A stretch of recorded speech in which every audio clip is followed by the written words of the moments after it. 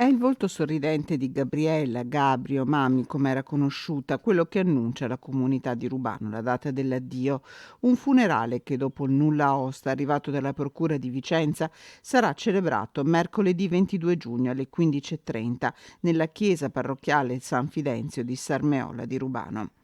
Mancata improvvisamente l'8 giugno all'affetto dei suoi cari una frase dolorosa che racconta come in un lampo la sua vita sia stata spezzata da un colpo di pistola sparato con freddezza dal suo ex compagno, il 42enne bosniaco Zlatan Vasiljevic, che poco dopo, nel quartiere Gogna di Vicenza, ha ucciso anche l'ex moglie Lidia Milikovic per poi rivolgere l'arma contro se stesso e uccidersi.